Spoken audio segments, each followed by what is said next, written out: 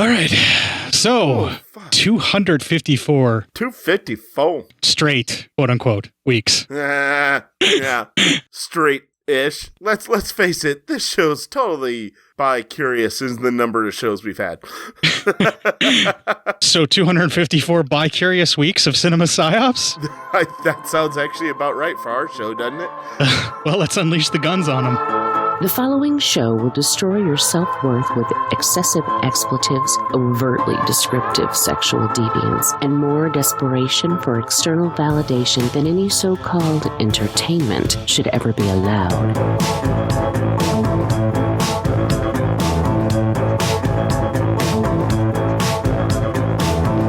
Two talentless losers who are about as insightful and provocative as a comatose jellyfish. Cinema psyops. A tendency to deprave and corrupt those whose minds are open to such immoral influences, and to whose hands a publication of this sort may fall. So if someone of a dirty bird gets hold of your stuff, and it makes them a dirtier bird, then it's labeled obscene.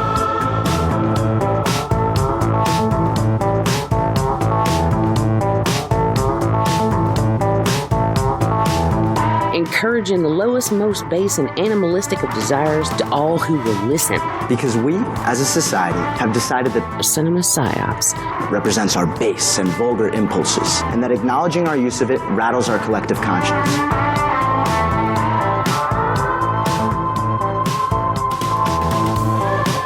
I was trying my best to make a positive impact in the lives of others, but secretly I was involved in a relationship that was taking over my life. Cinema psyops. It was leaving me wounded and depressed, unable to even manage the relationships that mattered to me. Auditory vermin infesting every aspect of the human condition, spreading their filth and foul disease. The Black Plague of podcasting. Cinema psyops with Cort and Matt.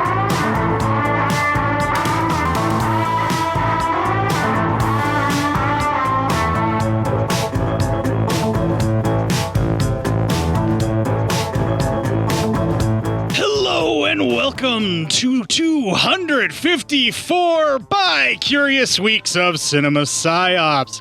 I'm sitting here in the studio looking at my fresh and clean, refurbished gear that I did myself. Proud as fuck of this sound and the work that I did to get it done in no less than 2 days. I'm Cort, your gentle and concerned host that is very much not tired of humanity. But a person who is fed up with everything that has to do with humanity is your co-host, Matt. Oh, fuck it. Jesus Christ. Anyway, bi-curious weeks, though. At least something I came up with made it on this fucking show. Hey, occasionally you come up with something brilliant. It only took 254 bi-curious weeks. 253, because this is the 254th bi-curious 253. Week. Yeah, either way, all those bi-curious weeks, and finally, persistence paid off. Yes, you made a funny. Yeah, finally. We're all very proud of you, Matt. Good Lord. I don't know how the show lasted this long. It lasted by me picking up the slack for your unfunny ass, I suppose. Oh, Jesus. Yeah, go ahead. Hey, don't throw out your shoulder, pat yourself on the back that hard, will you? Weird flex, bro. Yeah, weird flex. Oh, Jesus fucking Christ, man. Is it just going to always be like this? Like every week we're going to have something new that we're going to be bitching about? Like I basically made an arrangement with Darren to help us out so that I don't have to listen to you bitch about how fucked up society is. Yeah. And part of that payment is you go on his show. We already talked about that. So yes. you do it. I gotta contact him and get all sorts of ready, gussied up for it. Yeah, you're going to have to do your due diligence and education because he will not necessarily take you to task, but he'll just let you ramble. And if you sound like an asshole, it's your fault. I mean, it's not that fucking, doesn't take that long. It doesn't take that much either, huh? It didn't take that much, mate. And, you know, I'm kind of used to already sounding like an asshole, so it's fine. I don't know if you knew this or not, but Witch is getting ready to wrap up the Doomsday Clock here shortly. And so we got one more thing that we've left undone with Witch. Actually, technically two now, but there's one thing that we've never gotten beyond with Witch. Yeah. You know what I'm talking about, don't you? No, what's that? We've never gotten beyond Thunderdome with him. We never went beyond Thunderdome. You're right. So yeah. he's clonking down the Doomsday Clock. Or is that it? Is it over? We done? We're all gonna end? Is that what's happening? Yes and no, but you got to remember that show is a different timeline than what we're in, and also an alternative sort of universe kind of deal. So, the witch that you and I know on this show is different than the witch that we have known before in the past. Because remember, I've broken reality several times on this show. That's true. We have a lot of flashpoints in our lives here. Yeah, that's absolutely true. I mean, it's kind of my fault, and now I've created the worst version of us. Yeah, this is all your fault. No, I will not take the blame for the pandemics and just the hell world. That's not my fault. That's just the reality that you and I live in. It's just that everything else that was sort of awesome in our lives is now gone. We don't have any bun. We don't. we don't have any like Frank and Matt or whatever we used to call him. I can't remember. Yeah, now. all the nice characters that we used to talk to on occasion. You mean all the hard work that I used to do to make this stuff a reality on this show and nobody cared? Like the fucking murder Mattbot. Like, we haven't talked to Mattbot in forever. Mattbot doesn't exist anymore, man. We broke that reality. He's gone. Oh, Jesus. And what about the fucking Sandy Shores? Yeah, they're gone too. That's all gone. Everything's just gone. Yeah, that's just you and me and this shitty COVID-infested fucking world, dude. It's a hard knock life for us, my friend. Yeah, but we've got really very little to complain about compared to the rest of the things that are happening to other people in this world. So maybe we should just back the fuck up and get off that cross. Ain't that the fucking truth? Holy shit. Poor people in this world. You know who was a big supporter of all of our stupid sketches was Chris Mounts. From like day one, he loved that and always played along. So yeah, he did. Yeah, it was always nice. It was always fun. I don't know if you've seen or not, but he's back on Facebook. He's recovering, and he's doing well. Awesome. So I'm hoping if he does get to hear this, if he's caught up on the show already, Chris, we were pulling for you the whole time, and we're so glad to hear that you're okay. You're coming out the other side of it, and it looks like you're getting a good recovery. And we wish you a very speedy recovery for sure. Yes, I hope everything goes well, and it's a smooth operation, and you do get fucked financially for this. But I don't want to get too deep into what may or may not be happening. I'm just talking about what generally happens in this country, so not just his specific thing. But I got you. Just saying, you spend any time in a hospital in this fucking country, you're flipping a fucking coin as to how fucked you're about to be. That's very true, because the United States does not take care of its own.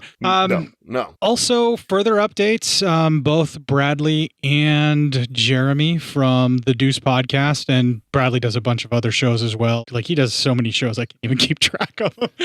But they're both out of the hospital. Bradley was in for about 34 days in total, but he's well on the way to recovery now. I think he may need some physical therapy or something along those lines. So if anybody, was looking to reach out and kind of give them some words of encouragement and everything. I know he's kind of taken a break from social media and everything, but that doesn't mean that he won't still see your messages if you just want to say hi and throw a little support his way and everything. And every now and then he'll post on Facebook an update. So if you're on the old people app like Matt and I, you can check him out there and just give him some words of encouragement and everything. But Bradley and Jeremy are back together, and that's a relatively happy home now because they're at least together again. And that's important. Yeah, so that's very important. Being back together again that's huge for a family. So good for them. Good for Bradley and Jeremy. I'm happy for them. Yeah, so hope that everything keeps going smoother. That's the most kind of updates and behind the scenes stuff that I kind of have. We're gonna try and not bitch because, like I said, we're trying to escape. So this is an escapism type show. But it's time to end the bitching and let's get to the us being jackasses. Let's stop bitching about reality and let's start bitching about Andy Sedaris' film. Yes. Stop bitching about reality and start bitching about all these big-breasted, gun-toting, fierce ladies who can fly helicopters and planes and shit. Get to go all over the fucking place. And also Erik Estrada and a very young, very smooth-faced Danny Trejo. Danny Trejo, yeah. Kind of crazy. Well, let's not dally anymore. We're going to play the Legion GoFundMe promo. We will have the main theme sung by Cynthia Brimhall right out of Guns. I grabbed that. Nice. And when we come back, we will have the trailer for Guns. This is Bo from LegionPodcasts.com. Hey, it's been a crazy time, and when the world gets nuts, we're happy to offer some old-fashioned podcast entertainment. But for some folks, getting a laugh out of a show isn't really helping these days. People who depend on tips in their bartending jobs or have been put on furlough with no pay till the worst of this coronavirus threat has passed. That's a tough spot. That's why we set up a GoFundMe for members of our community, a sort of grand scale take a penny, leave a penny. For people like myself, for whom the recent disruptions haven't kicked us out of work, well, we can drop a few of those extra pennies in the GoFundMe jar. For those who are directly affected by recent events and find themselves looking for money to pay the electric bill or keep the water on, well, how about you give me a shout at B-O, at legionpodcasts.com. Let me know the situation and what you need, and we'll do our best to make life a little easier. And you can find links to the GoFundMe on the front page of legionpodcasts.com, on our Facebook group page, or on Twitter at Legion Podcasts, where it's the pinned tweet. For those of you who are able, thanks in advance for chipping in. And members of our community who need a hand, hey, here we are. Remember, stay safe, stay healthy, and we're all going to get through this together. Legion isn't just a name, it's who we are. Thanks for listening to all the shows here on Legion Podcasts, and we'll talk to you soon.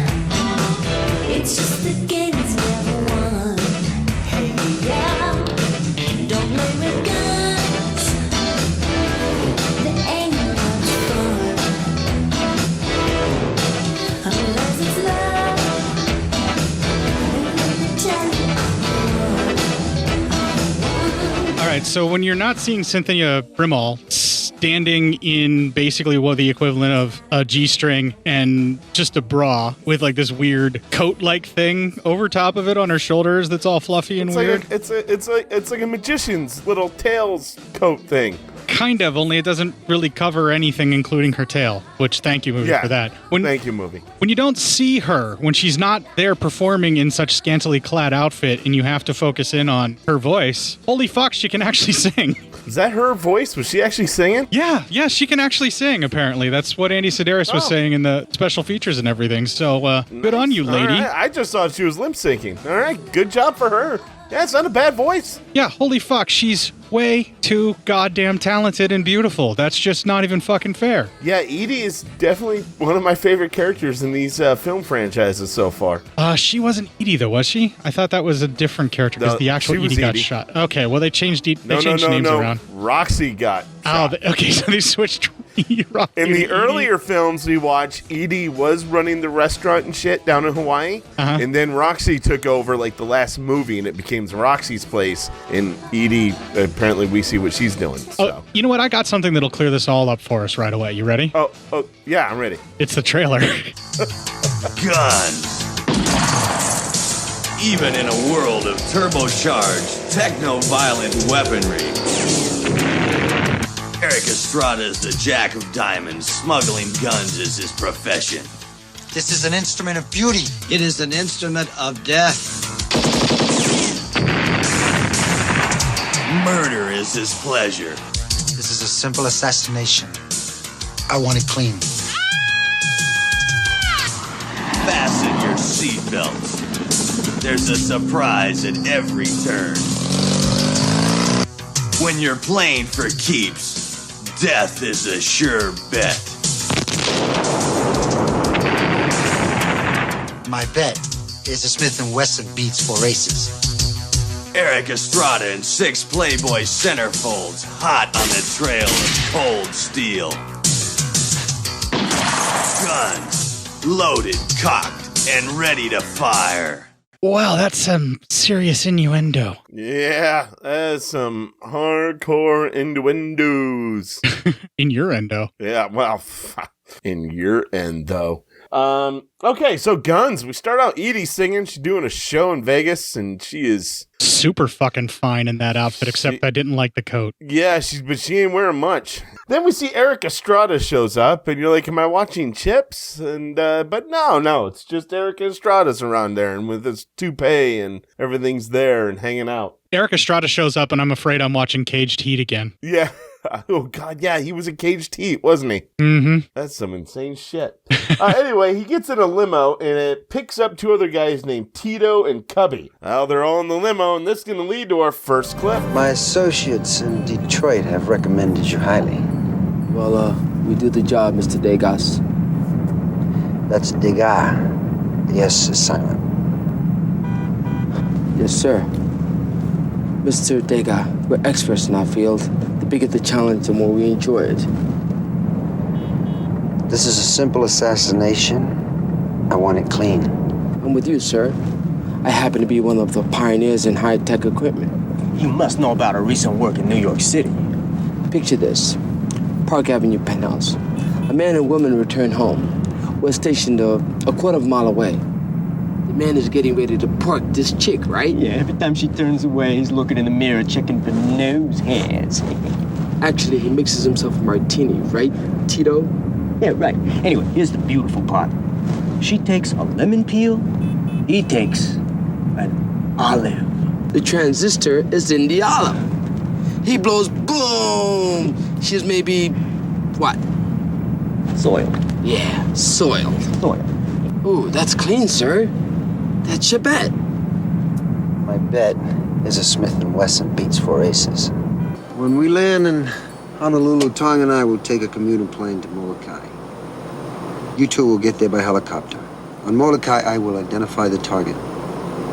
We will not see, talk to each other until we meet again in Las Vegas. Boy, those guys are bragging themselves up about how fucking awesome and cool and high-tech they are. And they basically are just saying we remote detonated an olive and murdered a guy. Yeah, pretty much. That's kind of all hitmen do is murder people. Well, right. I'm just saying, like, they remote detonated an olive. All they did was hide an explosive charge just big enough to kill the guy in a martini glass. And not kill his bride. So I guess that's just how they're going to roll with that. Congratulations, you killed only the person you were hired to kill. That's not exactly bragging rights, dude. You did the bare minimum.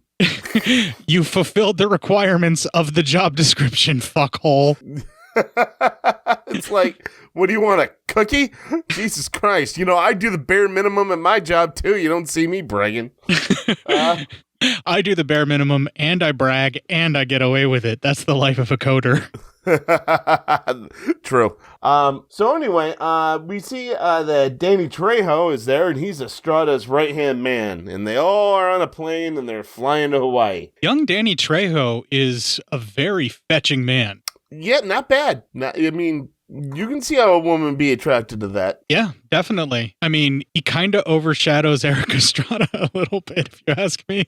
I think he definitely overshadows him, by a lot. I mean, Erik Estrada was a, supposedly hot ticket during Chips and everything, but I only like fried bacon and pork skins, so I just didn't get into him. What the fuck does that mean? I like pork rinds. Okay. Oh, instead of chips? Yes, I like pork rinds instead of chips because they're keto. That's all I was inferring, Matt. That's it. Yeah, I gotcha. So anyway, we then cut to, we see Donna and another lady. They're coming out of the water and they're running around. All the dudes land and the two hitmen take a chopper. Donna and this other lady who we've never seen before, they are dressed and getting into their Jeep. Okay, we need to address it. Yeah. Taryn got busted with all of her war profiteering. That's why she's no longer here. Taryn definitely got nailed war profiteering. Yes, that's a fact. She murdered the wrong person at the wrong time for the right amount of money, and that was it. That was the end of her reign of terror. All the other people turned evidence on her, and then they continue to be agents because she was just an asset the whole time anyway. And Operation Get Behind Taryn was successful. Yeah, they didn't really care about maybe, we should, she's our friend. Yeah, it ain't. No one cared. No one cared about Taryn. Well, everyone knew she was a war profiteer anyway. Here's what probably happened. Taryn didn't probably share as she said she was going to with her friends. Maybe they just ratted her out and that was the end of it. Who knows? That could also be. So anyway, Estrada and Danny Trejo, they land at the Molake airport. So they're now in town. Donna and the other girl, they stop at the local gift shop there. The shop owner has this great dress for Donna's friend, who we find out her name is Nicole. Then Rocky comes in and says a group she had canceled and how tiring it is being both a federal agent and a restaurant owner. So Rocky's just a jack of all trades there. Yeah, but she's soon to be out of this mortal coil for us all. We don't have to deal with her anymore. Wow, you just like to ruin the movie for everybody, don't you? You fucking just insensitive prick. Do you feel like this movie should have taken place before they introduced Edie as running a restaurant called Edie's? Like, shouldn't the plot line of Guns have happened in the last movie in Savage Beach? Like, yeah, everything should have happened, and then the first movie we saw that was Edie's, then that movie should have happened. Are we sure they didn't? Are we sure we have them in the right order? I'm pretty fucking sure, but then why would Taryn be back if we weren't in the right order? Yeah, you're absolutely right. I don't know. I don't know what to tell anybody anymore these days. Everything's just messed up for everyone. Well, the through line is that it's the Ladies of Lethal and it's an agency and we get to follow them, and then sometimes the same actors and actresses come back and play the same characters. Sometimes they resurrect the characters that were killed and then they make them good people. We'll see that later on. So if you're looking through a logical through line, you might as well just start pushing the I believe button and just pretend like this is one of those what if Marvel comics every time you watch a new movie. This is true. It's like, maybe it's a new universe. You know, like DC and Marvel, there's tons of fucking Earths and shit like that. Right. Maybe this is kind of like that. In this universe, Edie was a lounge singer. All we need is Superboy Prime just to punch a crystal for us and we'll get everything sorted out. Or the Flash to run really, really fast. No, he only fucks stuff up when he does that. We need Superboy Prime to punch crystals. I gotcha. So anyway, then Nicole, she gets in the dress and is given a lay by the shop owner, and she looks pretty good in the dress. Estrada is outside the place. He sees this, and he tells the hitman to shoot her in the dress and the lay, and to leave this Jack of Diamonds card with Donna's name on the body. So the dudes then argue again about wanting to blow them up or some shit, and Estrada's getting tired of that, and it's like, don't try to upsell me. Just fucking shoot her in the head. It's like, geez, I hate upsailers constantly. God. I mean, holy fuck. It's probably because I had to do that job once, and it's just annoying. Upsell, downsell kind of thing, yeah. Yeah. So anyway, then we see another brunette gets there, and she has the same dress on. And so then Nicole gives her that lay because it's her honeymoon. She's about ready to go to the restaurant and have dinner with her husband. Can we make jokes about how they got laid? Yes. Yeah, they laid each other. So this was really hot. So the shop owner laid with one of the main characters, then and then the main character laid the new married woman. So then the hitmen see that bride lady leaving and they go to follow her. But they have to go ahead and make a stop off into the ladies' rooms, and then they bitch about having to only shoot the lady as they change into dresses. These guys are all about their fancy shit, and they just want to keep making all this fancy shit. And then when it doesn't work the way that they want it to, they get pissy about it. Yeah. When they get told no, they act like petulant children. Typical man, right? Yeah, pretty much. Then we cut to Estrada meets with an old friend, and he looks to be checking out some new People Republic of China built weapons. It's like a really great machine gun test, and we get it. And there seems to be even a missile launcher attached to it or some shit like that. This is something that they start doing from this movie forward. Andy Sedaris starts incorporating his own version of guns and has these weird modified looking guns, and they actually fire for the most part. But I think that what they basically are is your basic AR-15 type rifle, and then they just modify it a little bit or add a few things to it that mostly looks like it's made out of cardboard and duct tape on this film. It is. It definitely is. And then or a spray painted tube that's supposed to make you think that it's a rocket launcher. Yeah, something like that. With a little tiniest little rocket in there that couldn't have much explosives in it at all. Right. But it's still kind of cool that they're doing it, and it's still fun that they're having a little bit of fun with it and all. And, you know, you dig it. You get to enjoy what they're doing. So I'm not going to pick on it too much, but I noticed with this high definition version of the print, I'm like, wow, that gun looks fake as fuck. Yeah, that wasn't a good looking gun.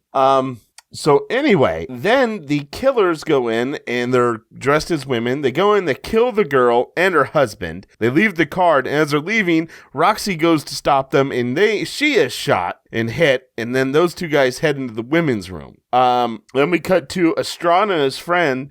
They're talking how there'll be, after Estrada's plan goes through, there'll be no feds on the island to stop these planes carrying these guns from refilling here and then going to their destination. Donna and Nicole, they see the guys are leaving, and Nicole sees a tattoo on one of the guys' hands. As they leave, then Nicole and Donna hear the commotion, and they head to the restaurant. It's important to note that because they are leaving the women's restroom, they are being noticed by Nicole because she sees that and it's odd and it catches her attention. And then being the observant agent that she is, she stares directly at a visible mark on the guy's hand. And then also the camera zooms in on it where it's like, wah, wah, wah, wah, like it's Kill Bill or some shit. Yeah, it's a whole thing. They make a big thing about it. They really do. Yeah. As Roxy's dead, Donna investigates the wife's body, finds the card, and sees it's from the Rio in Vegas. It also has her name on it. Did you notice that? Yes, it says Donna. Yeah. And then they're told two women shot them, and the girls give chase, and Nicole remembers that two guys are actually who came out of the ladies' room. So we see the guys are already out in front of them. They get into the chopper, and the ladies take off in their plane to give chase. The lady's called Shane Abilene. Fuck you. And is this a different actor or is it the same guy? This is the same guy who played Shane last time. Okay. I think. At least he appeared to look the same. I can't keep my Abilene straight. Shane was in the last movie too, right? Or was that a different Abilene? Yes, Shane was in the movie last week too. Yeah. Okay, so this is the fourth fucking Abilene that we've dealt with, but it's the same one from the last movie. And we've only had like 2 movies per Abilene except for Cody, right? Yeah. Does that sound about right? Or no, there's... No. Is this the only one that's repeated? Every time there's been a new Abilene until now. Even Picasso Trigger was the third, and then this fourth guy has been in 2 movies from that point. Yeah. Okay. Yeah. So, I mean, but I can't tell one Abilene from the other. They're all white privileged assholes. So I can't really tell them apart. I'm getting to the point of saturation where the plot lines are so similar that I'm forgetting which movie's which. Right? As I'm watching this one, the last 2, I've had to stop midway to make sure I wasn't watching the same movie from last week and taking notes. Right. Anyway, they call Shane and he tells them while they're trying to find the chopper, he tells them to check out Tiger Bays. It's usually pretty empty. So if someone was looking to make an emergency landing or escape someplace, that would be where you want to do it. They find the actual hitmen landing their chopper, and the hitmen get in a car. They start firing at a plane that's chasing them. Like, that's going to do anything. That plane's pretty high up. But they're able to enter in a tunnel, so the ladies lose them. They decide to land at Shane's, and they meet with Shane and Bruce, who's back as well. And they all decide that they're flying to Vegas that night on the agency private jet thing. So Bruce was the guy that was the CIA undercover agent guy, right? Yes. Okay, I just wanted to make sure. Yep. All right. So anyway, the ladies, as they're flying, they decide to change. We don't get to see much, not that that's important. But the ladies change, and they discuss the plan, and that is our next clip. The agency has given us a green light to continue the mission as we see fit. You contacted Lucas? Yes.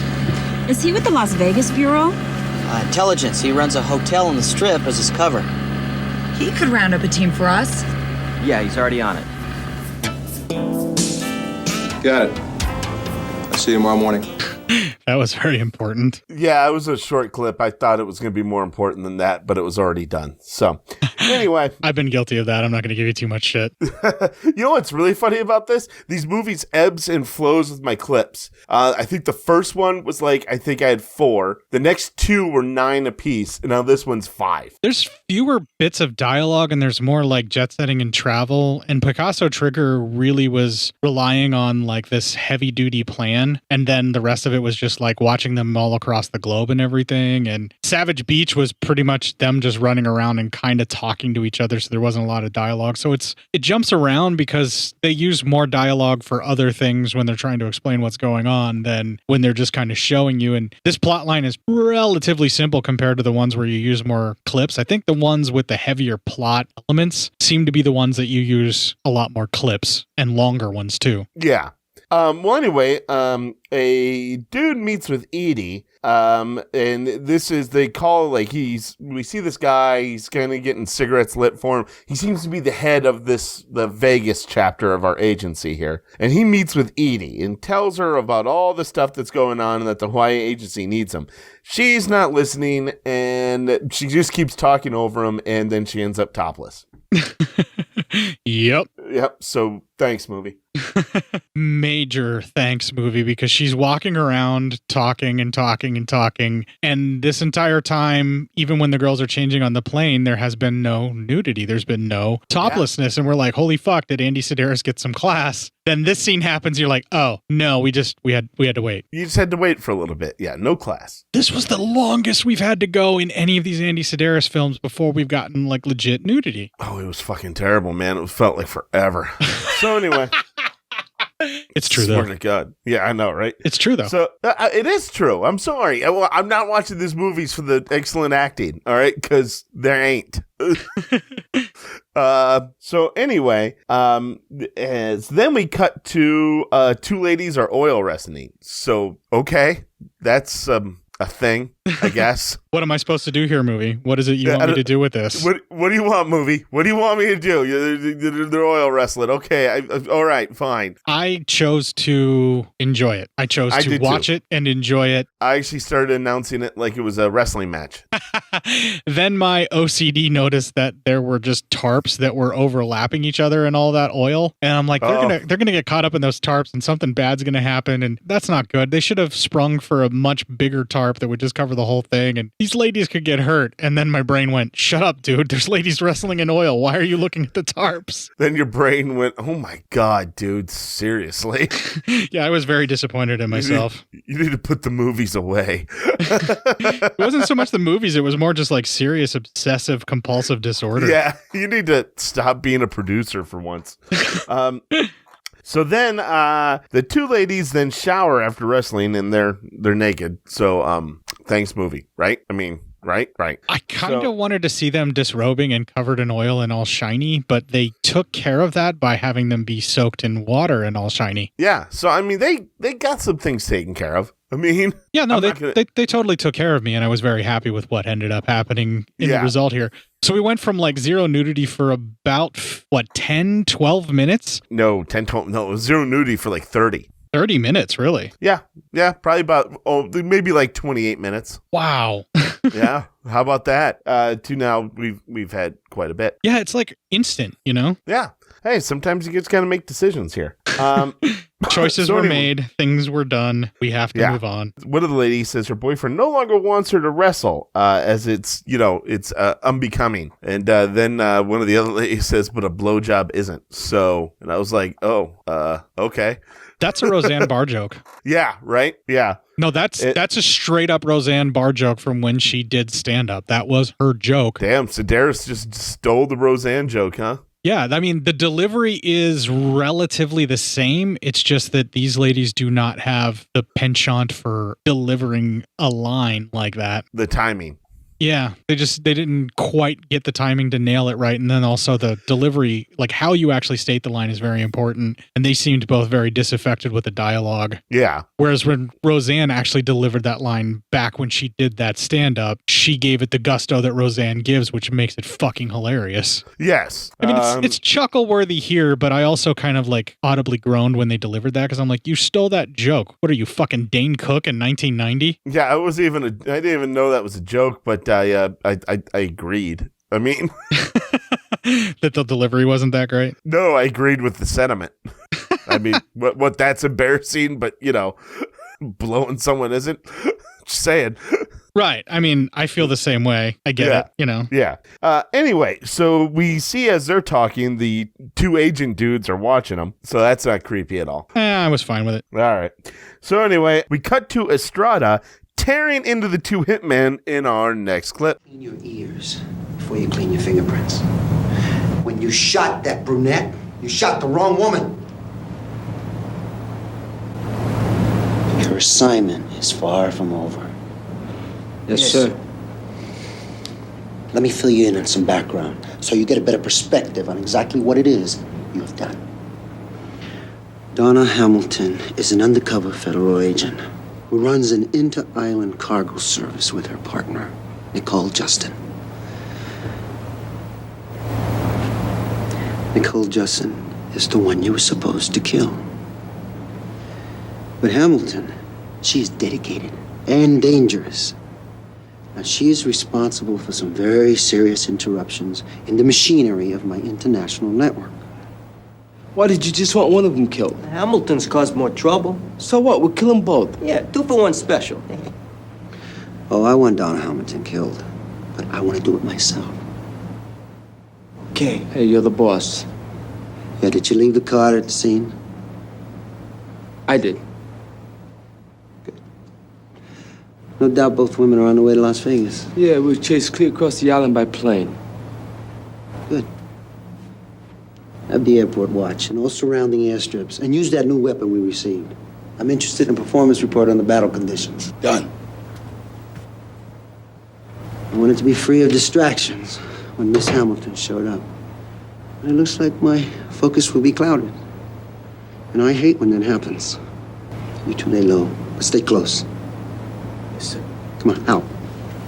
I would not have made such a sloppy mistake.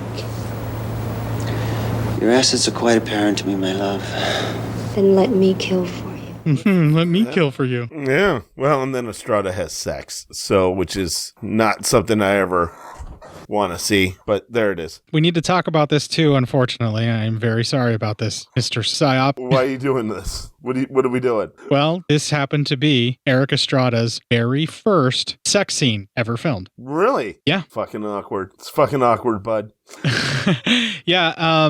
The actress that was working with him had to kind of help him and walk him through it and make him feel comfortable, which is why I think he's on the bottom and she just climbs on top and pretty much does all the work for him. He has your lovemaking style, which is probably why you're so upset about watching him, because it just shows you how much you love the starfish still. Then the group lands on the plane, and they're out like in the middle of the desert. And we see Trejo and some goons are watching them. Well, Nicole and Bruce, they're going to take a dirt bike and ride out, and the other two are going to take a van. Trejo sends the goons to deal with them and gives them the special fucking machine gun thing. So the goons are in a plane, and they're shooting at Bruce and Nicole. The other two in the van, they decide they see what's happening and they're trying to help out their friends, but the bike gets blown up and the two run for cover. Well, Bruce takes out his gun, but he can't hit shit because he's a fucking Albaline. And it's the same big fucking gun too, right? Yeah, it's the same. It's the fucking Dirty Harry Smith & Wesson. Wait, it's not Bruce isn't the Abilene, it's Shane. So is it Shane that can't hit anything? I'm sorry. Shane can't hit anything. My apologies. It's Shane who can't hit anything because he's shooting. So then Donna blows up the plane with a fucking rocket launcher because that's popular in Sedaris world. And did you notice it was another one of those like bunch of tubes, like wrapping paper, cardboard tubes or whatever that they just glued together and spray painted? Of course, there's no even trigger. I didn't even see a trigger for it right there. It might have been PVC pipe. I might be a little salacious in my statement. They might might have made it out of PVC pipe, but yeah, it very much was clearly not an actual rocket launcher. Yeah, no, that wasn't a rocket launcher at all. It kind of looked like the one from Commando, like they were trying to replicate what they had in Commando with the 4-shot rocket launcher that he hauls off on his shoulder. Yeah, exactly. So anyway, Shane is going through the bodies, and he's expecting, because the bodies, after a huge explosion, are all full and not blown apart at all. And he actually finds the gun, so he grabs it. They head back. The van and the bike are both fucked. There's no getting those things going again. So then the group hitchhikes into town with the fucking what kid? Now I didn't even write it down, but yeah, somebody had some grandeur ideas about himself. He's the California Kid, is what he went by. The California Kid. Yeah, I didn't get that. Is he a race car driver or something that's doing some kind of a cameo? It just didn't make sense, but yeah, I have no idea. They just included it, and I'm like, okay, whatever. This is just a weird segue to get them out of being stranded in the desert to this. Yes, exactly. Well, now the entire team meets up, and that is our next clip. I think it's significant that we've gathered for our meeting here, next to the London Bridge. For more than 2,000 years, there has been a bridge across the Thames River in London. In 1962, this very bridge was actually falling down, sinking due to heavy traffic and erosion. But before it could be destroyed, the industrious people of Lake Havasu City, Arizona, purchased the bridge from England and meticulously reconstructed it, piece by piece, here on this very site. Teamwork. That's how this bridge was transposed to here. And that's what we need to accomplish our goal. Teamwork. No individual efforts or personal vendettas. As a team, we can be as formidable as the London Bridge itself. This card is the mark of Joaquin de Diamondes, Jack of Diamonds. South American born, Oxford educated, international domain. He was a rough character. He fled South America shortly after my father was killed there. De Diamondes was blown to bits on a yacht in Marseille Harbor. That was nearly 10 years ago. But why would they want me killed? And you in Vegas, when I'm the one who testified there? And how the hell did they get a hold of this kind of artillery? And who are they? That's what we're here to find out. We get a lot of international high rollers at the club. I can scope out the new faces and the ones who are connected. I'll check the computer data file reports to see what I come up with. Those the cross-dressers? Think they're from around here? Snake tattoo, right hand? Correct. I'll rouse the drag bars. If they're around, someone will get wind of it. You know, they picked up a couple of guys at Carson City yesterday, known gun runners. Yeah, I pulled a couple of strings and I borrowed them from the Attorney General's people. I think I'm going to pay them a visit later on today. Need a hand? No, thanks. We're just going to do a little reminiscing first, and then I'll ask them for help. Donna, I've had a request for you to meet with the Attorney General in Carson City.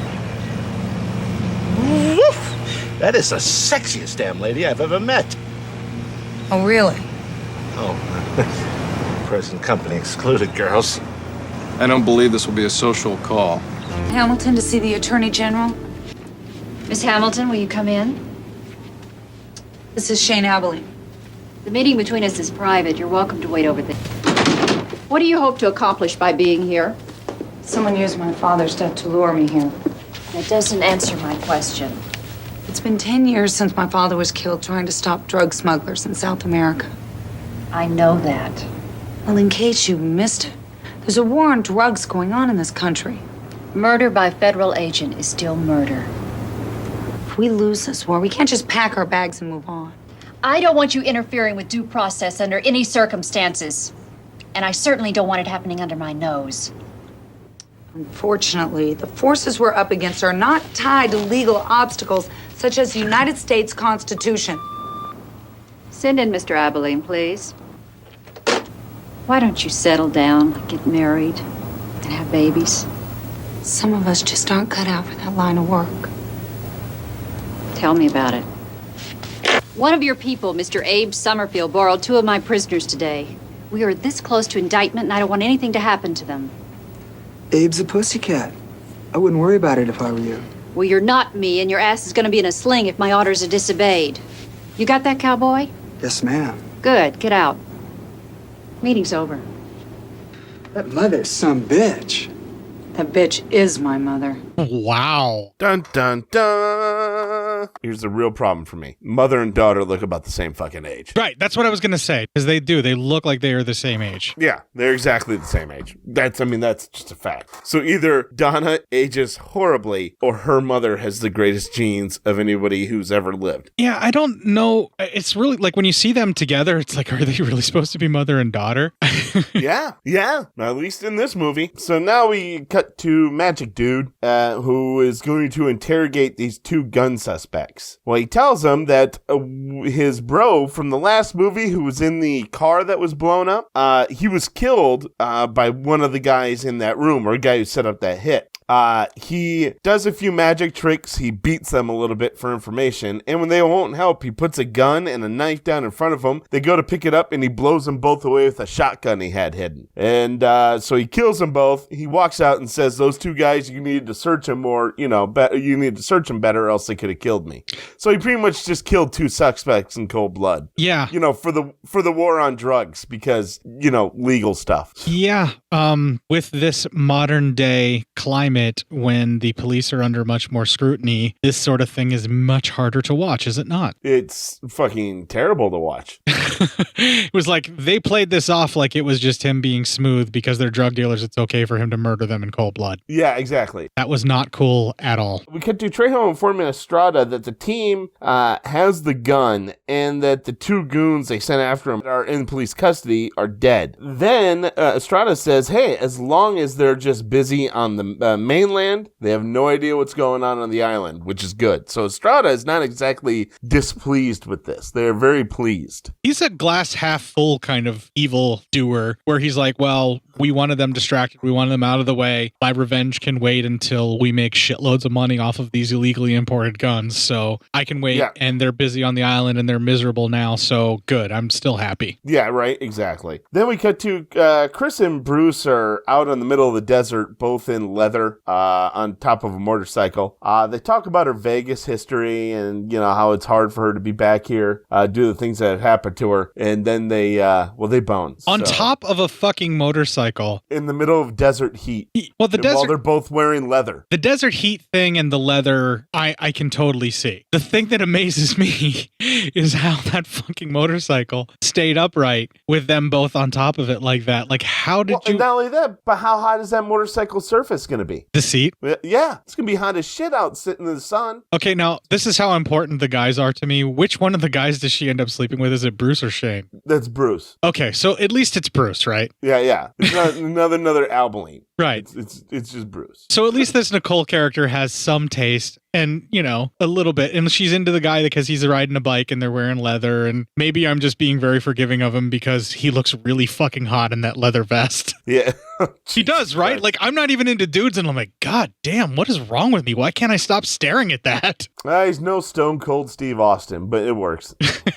Shit, you could put a leather vest on any bald white dude and they look like Stone Cold now. Then we could do the agents. They tried to go and catch the two. There's some agents that infiltrate a kind of like a bar for I guess transgendered folks or people who like to dress up as the opposite sex or whatever have you. Yeah. Okay. I don't know what the proper term is going to be for someone that their kink is just they live as a man, but they like to dress as a woman. That's just their thing, because if it's like a performance thing, then you can still call them a drag performer because that's technically drag. But yeah. Because that's what Ed Wood identified himself as whenever he liked to dress up in women's clothes, but he was a straight guy that just felt more comfortable wearing women's clothes or dressing up like a woman whenever the need arose. He just did it, it was never really a big thing to him. And like, I kind of feel like that's what these guys are, where they use it for their work, but it's also just something that they like to do, because it's more comfortable for them. And it looks like that's the kind of bar that it is, but there's also like, it looks like it may be possibly a gay bar too, because I believe it's just its main purpose is a gay bar. And so, but a lot of alternative lifestyles usually end up at gay bars, especially back then when there weren't a lot of places right, for them to get out. Acceptance would be at least more likely there for whatever you may have been into. Yeah. Exactly. So, and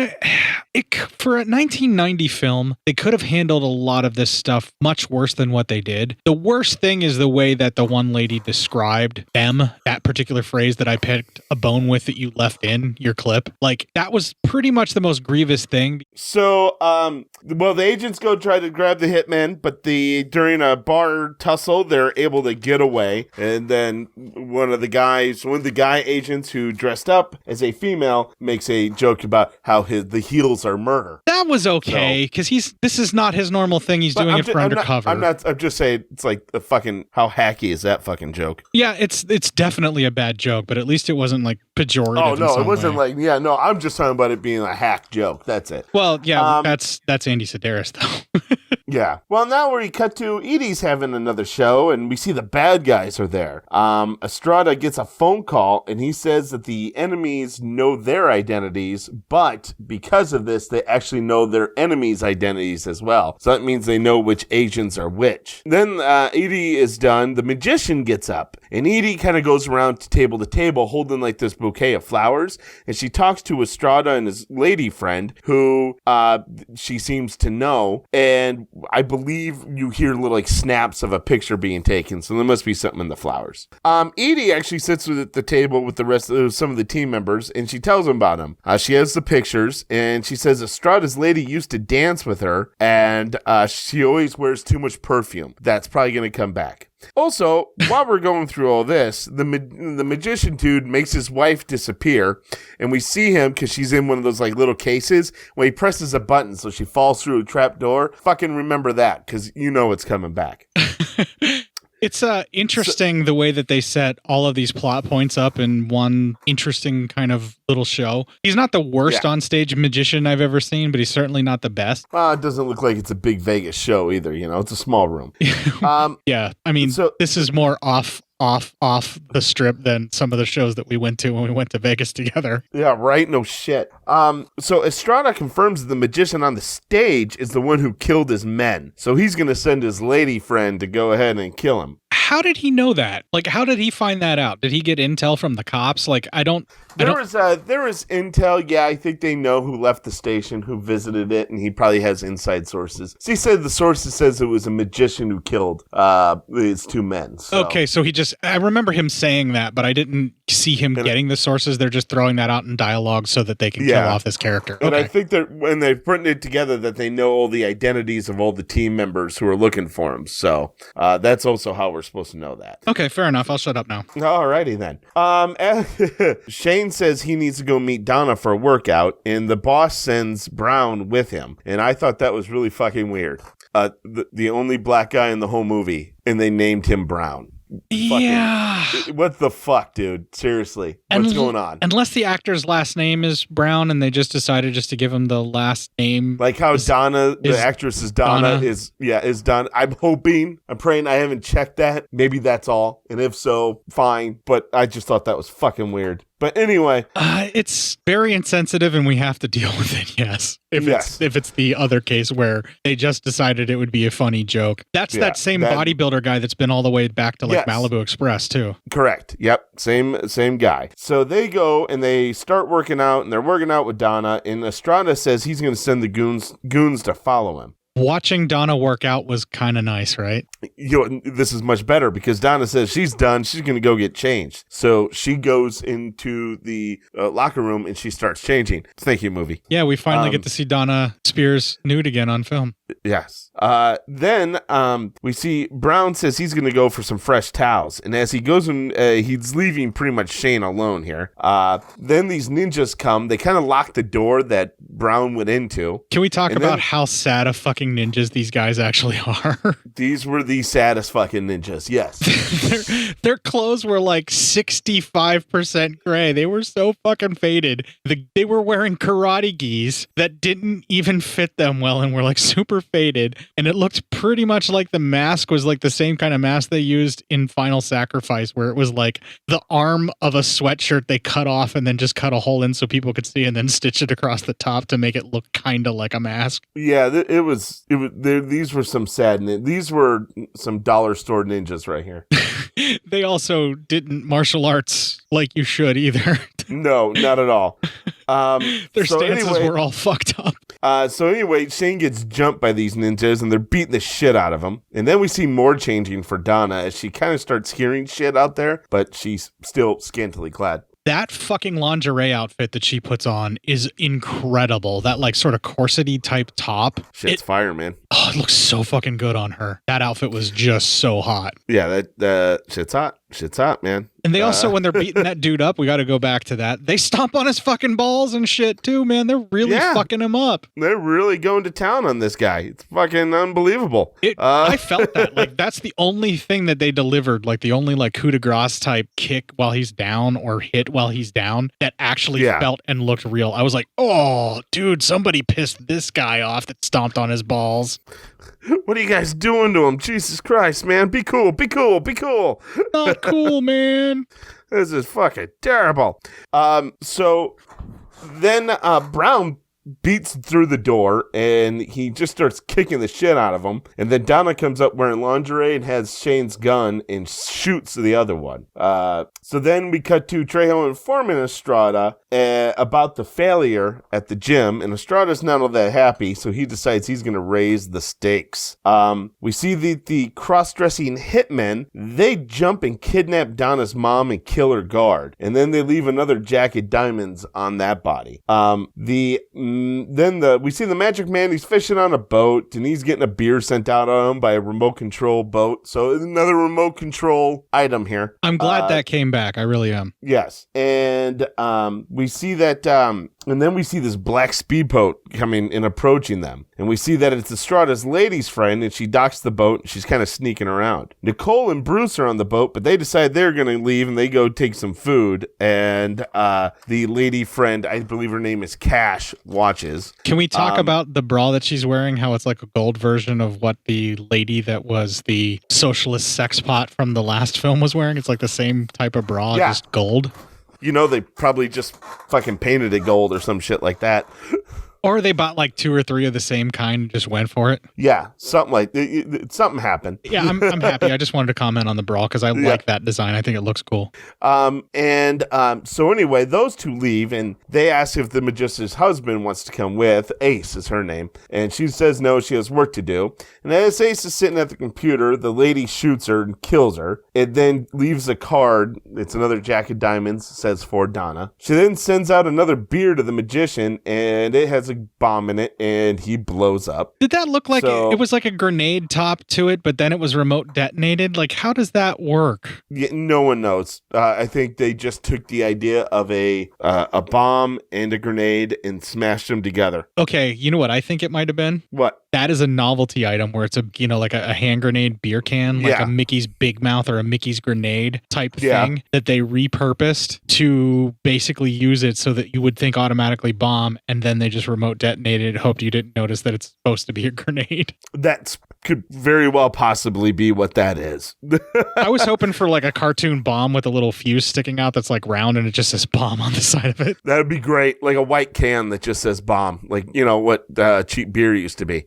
Well, yeah, that would work too. Like, you know, it just says the word bomb on it and then it explodes. Yeah. I think that'd be great. Yeah. But what I was talking about is like, you know, like the round black ball like you see in like pirate movies and stuff that they have the wick sticking out of that they throw at you, or in cartoons and it just says bomb on it. Yeah, that too. Yeah, there you go. TNT. Explosion. Acme beer can. Acme level beer can grenade. So then they all are back on the boat and the head guy pretty much like, we won't find answers at the scene. Edie covers up Ace's body and you can tell she can smell the perfume of the killer.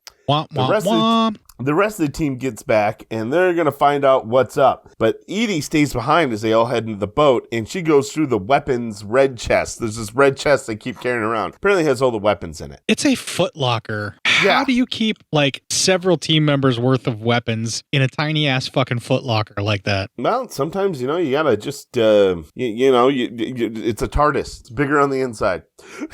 Okay, I gotta talk about this, right? All right. I'm sure, like, every male child at some point in time or another that was, coming into his own to become a man had a quote-unquote weapons stash where they were like, I'm gonna defend myself. And so, you get like a baseball bat or like a bunch of other things, and like you modify them and do all this weird shit. And then you have like a specific like chest that you'll keep the stuff in, or you'll hide them somewhere in your closet so that you have like this weapons stash that you need. Like I've heard of like other dudes that have done this same thing. It's really weird. I admit I had something like that even when I was in high school. So I had something like that in my room where I had a baseball bat underneath my bed.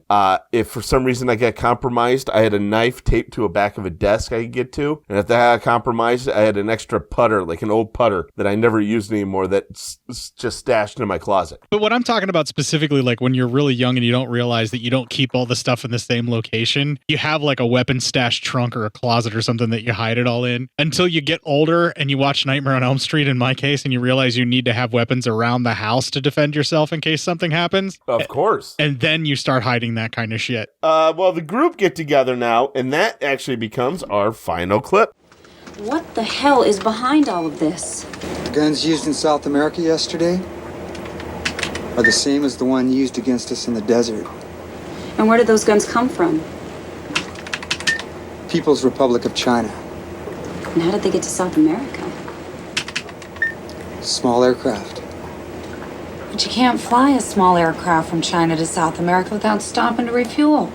Now, it's not that we're here on the mainland. It's that we're not there.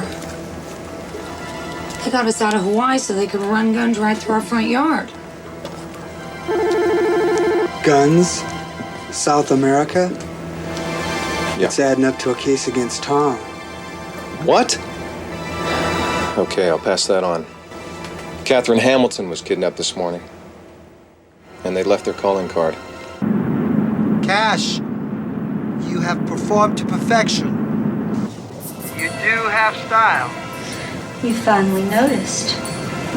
I will reward you when I return. And I will reward you when you return. Goodbye. What a pleasant surprise. Thank you, boys. Allow me to introduce myself. My name is Joaquin de Diamantes. You might know me as the Jack of Diamonds. You son of a bitch, you can't be. Nice to meet you, too. De Diamantes' body was in pieces 10 years ago when it was identified. Money talks, Jack walks. How did you get here? No. This isn't exactly the right setting for a seminar on trade secrets. I'm gonna get out of here and I'm gonna kill you. Your husband was a formidable adversary, as is your daughter. So I have no doubt about your ability. But unfortunately, you're at a grave disadvantage. Grave disadvantage. What an interesting choice of words. You're slime. So he rapes her, right? Yeah. At that point, Jack gets rapey. That is a fact. I'm glad they cut away, but like they never really discussed it. So like you're just pretty much left believing that he did, even though she shows up later and it doesn't look like her clothes aren't ripped up or anything like that. Is a little, her blouse is undone, but you don't know. Yeah, like if it was torn open and that's just all the more clothes she could get it or something. Yeah, I don't fucking know. Jesus I don't want to dwell on it. It was really uncomfortable and it kind of ruins the mood of the movie. It definitely does, especially the way she screamed no, and I cut that out. I even put that in. I wasn't going to let anybody else have to deal with that. Yeah, it gets really fucking grody like right there, and it ruins. It doesn't match with anything else in the tone of the film, and I'm like, not any of the films. Yeah, well, none of the films at all, but like this one least of all. Like it takes away all of the somewhat goodwill and fun that we've set up so far for him to be a villain and then go and do this. I think it's a real gross misstep. I agree. Yeah, I don't fucking like that at all. So it doesn't improve anything. Like he could have been tormenting her a little bit and done the same kind of thing that he's saying, and basically saying that he's going to make her watch her child die in front of her, like he did with her husband or something. It could have been a lot better. I don't know. Yeah, it's a shortcut, and it's just like I said, it's a gross misstep. So I'll move on. Yeah. Okay. Yeah. It's. But you're right. It's bad. So anyway, then Donna decides to send Nicole and Bruce back to the islands to stop the gun running. The group gets armed up from the red chest, and then they all realize that Edie had left. We then see Edie gets the drop on Cash, who's kind of like by the bathtub, and using like this fucking hall of mirrors or wherever the fuck it is that's in this bathroom, she gets Cash to waste all her ammo shooting at mirrors, and then Edie kills her. That was dumb because she's clearly standing not near a mirror at all. So Cash must be a dumb, dangerous, panicky assassin. I don't get it. Yeah, she keeps telling everybody, "Hey, I wouldn't be that sloppy," and it's like, apparently you fucking are. You very much just were, ma'am. Yeah, and cost you your fucking life. So damn. Then the group gets all their assignments and they head on out. Estrada finds Cash dead and sends his men after Nicole and Bruce to stop them from making it back to Hawaii. And then he tells them to bring the mother to him. Then we see the group gets ready. It's one of those like gear up fucking little montage. Not even a montage, but it's a gear up moment. Yeah, he hands out like the smallest, most ineffective handguns ever. It's ridiculous. Especially to fucking like Donna gets the smallest little fucking gun. It's fucking just terrible. Yeah. It's fucking sexist as shit. Well, I know that Donna's deadly with whatever type of weapon that you give her, but like this was extremely underwhelming. And for a film that's called Guns, there's so few guns in the film, and the guns that are in the film are very unimpressive, considering that we've had bullpup shotguns and a bunch of other crazy fucking guns in all these other movies that he's done. What about this People's Republic of China gun they fucking got? Yeah. Can't they use that one? Why wouldn't you guys want to use that one? You know, Donna still has her, exploding gun thing, but he's like, no, you're not going to need that now. Yeah. Yeah. No, they have the fucking missile launcher. He's like, we won't need this. And you're like, who fucking says? Yeah, you're going up against arms dealers, for fuck's sakes. You're going to need all the guns you can get. You're definitely going to need that fucking gun. Are you fucking insane? You're going to need a heat-seeking missile, man. Why? Yeah, who the fuck are you people? Is that fucking lame-ass crutch from Picasso Trigger not available that you can have for the heat-seeking missile? Come on, man. Yeah, exactly. Fuck. All right, anyway. All right, lame guns. So Edie and kind of the head of the agency, they meet up, and she tells him that she killed Cash. Then we see Nicole and Bruce are getting chased by the two hitmen. They're able to get them into a bathroom, and they fucking kill those two. And then the head guy, once again, he gets the last known image of the Jack of Diamonds guy, who, everyone else thinks is dead. And he's fucking not. So then the mom is brought into him, and then we see Donna and Shane get to the actual hotel. Edie and the leader say they're going in as well to try to find the mom. Donna then breaks into her room, finds a radio with her mother's voice with a Jack of Diamonds card on it. And we find out he's talking to her from the stage area. So they all head down. So now we see everyone's kind of sneaking around like the stage area. We kind of get everyone's going around. Shane and Trejo get into a fucking shootout with Shane not being able to hit shit. And also Shane can't stand. He trips once, gets back up. Trejo's just barely missing him. He's getting fucking horrendously lucky, Shane is, because he can't hit shit. Then he trips again and his gun falls and shoots the scaffold, which then falls, killing Trejo. Holy shit, these elbows really know how to fucking fail up, don't they? You mispronounced a whole bunch of shit. We're just going to move on. Okay. What did I mispronounce? Scaffolding? Do you think you said scalpel? and then you said Abilene instead of Abilene or something. Abilene, whatever. I don't care about their fucking names. The scaffold part, you're right. I fucked that up. Whatever, doesn't matter. Let's move on. I don't care about their last fucking names. But anyway, they always fail up, don't they? They always seem to find a way to fail the fuck up. See, what you didn't realize is one of the other ladies was standing off guard going, this Abilene needs a win. So she's just off to the side, and then she shoots the actual scaffolding for him. Oh, okay. Jesus Christ. So then we get a standoff with Estrada holding the mom hostage and Donna.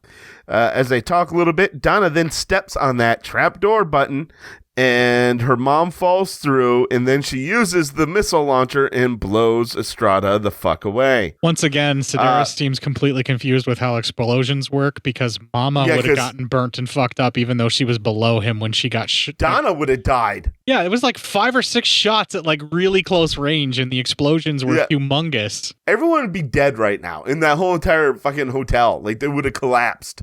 I don't know if it's quite that big of an explosion, but like she definitely would have had some serious concussion problems. The mom would have been burnt to shit for sure from the explosion, fire and stuff, and probably would have had some concussive damage that could have cracked her skull and killed her. That's not how explosions work, man. Explosions are unbelievable. The concussion of it fucks you up so bad.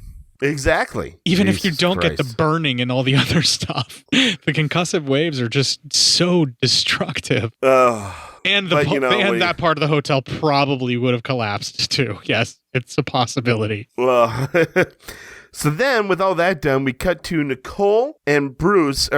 We see 2 guys walking around the plane, and then there's Nicole and Bruce, and they have a ton of backup, and they bust the gun runners. So then the movie ends with, we see Donna and Nicole, and they're running on a beach, and then they do a super duper fucking high five, hand claps together thing, and then roll credits. Okay, so that hand clasp at the end, did you see the intense look they were staring at each other's eyes with?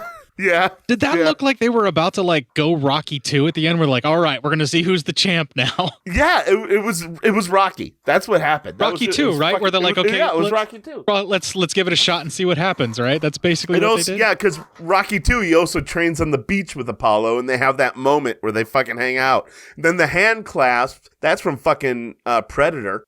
Right? Andy Sedaris is slowly but surely becoming the American, more talented Matei. Yeah. Something, man. I don't know, but just with actions, not so much with the story. Yeah. And also stealing jokes. Yeah, all that kind of shit. This one, as far as comparing it with the rest of the series, is a bit of a drop for me. This one wasn't as much fun.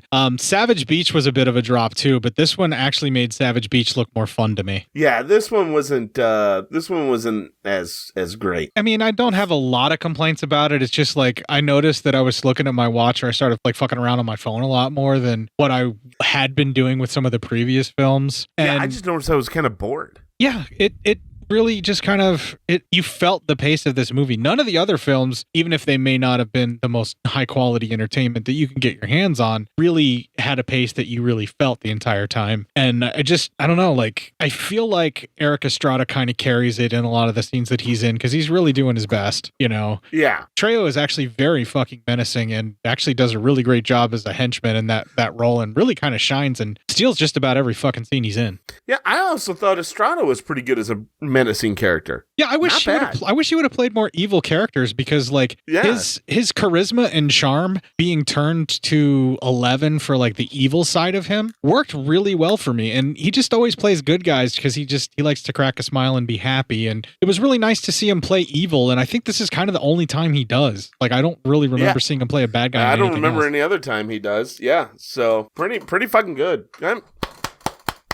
Well done. Yeah, I dug that too. I dug watching him play evil. That part kind of kept me going. So, I mean, this is probably not going to be the one I'm going to go back to more frequently of all the Sedaris films that we've covered so far. Yeah, no. I think still like Hard Ticket to Hawaii is still kind of my favorite. And I think Picasso Trigger was still kind of enjoyable as well. So I think those are like my 1 and 2 so far for this time around for watch. And I hate to say it, but I finally found one that Malibu Express beats out. I would rather watch Malibu Express again than Guns. Really? Yeah. So would I. I would actually rather watch Malibu Express more than Guns or Savage Island. Yeah, I could see Savage Beach not being one of your favorites, but I did like Savage Beach more, so I would probably put that like maybe third. We'll have to actually do like a full-fledged ranking whenever we get through all 12, you know? Yeah. And just kind of like put them in order of like, you know, most we'd want to rewatch versus what we probably would never want to watch again. And I have this sneaking suspicion that this one is going to drop down on the list further and further. Yeah, I have a weird feeling this might be the worst one. Well, next week we're going to have a surprise actor pop up in the films. Oh, yeah? I don't want to spoil it for you, but anybody who's going to go look it up on IMDb will see it. And I don't want you to cheat. Just watch the movie and get surprised when he pops up. You got it.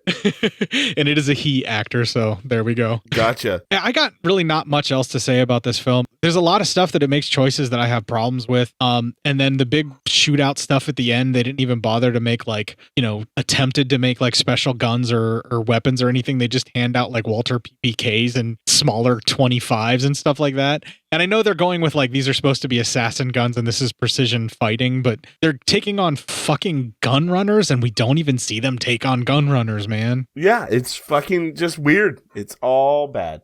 It's just not, it doesn't make any sense. It's not really all that great. Not that these are supposed to be great movies, but I mean, at least the other ones were fun. Yeah, the parabola of this, whenever they fire the projectile, drops much too fast. So the guns doesn't have the range that they thought it did. Yeah, I just don't think so. All right, I'm done bitching about this. It was overall still pretty enjoyable. There were still parts of it that were fun, but like I said, I probably will not be watching this one again. Me neither. Why don't we do a quick news story and we'll wrap up this fucking show, man? Sounds good. All right, we're going to take a little break here. We're going to play the Corrupted Youth promo because I'm giving a push to that show. We'll have a little bit of music that sounds just like I stole it right out of the movie, even though I didn't. And when we come back, we'll do some PsyOp news.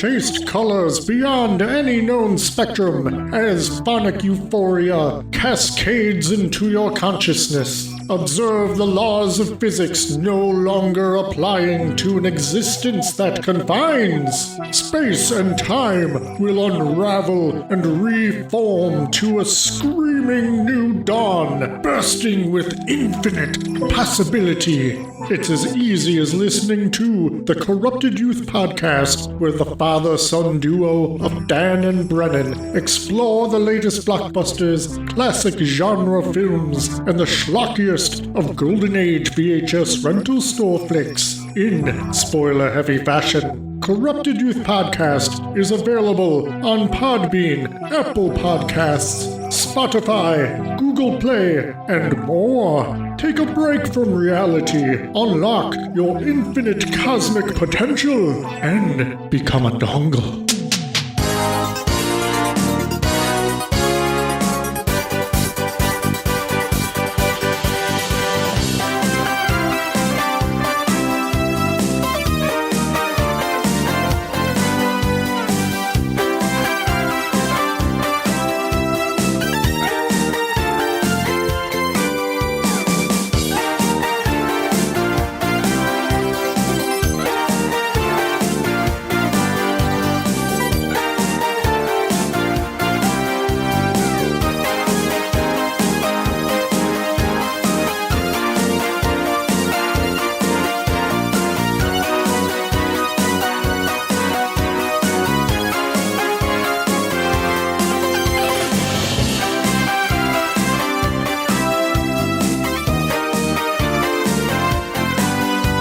See, I could have totally just lied to you and said that I took that out of the movie from one of the chase scenes when nothing else was going on, and you would have believed me. Yeah. Oh, yeah. I would have. I've been like, oh, yeah, he totally did do that. These Sedaris movies have been really good for me to be able to find music that sounds like I took it right out of the movie. Yeah, right. What can I say? It's one of those things that I just have to do, just like you have to give me some PsyOp news.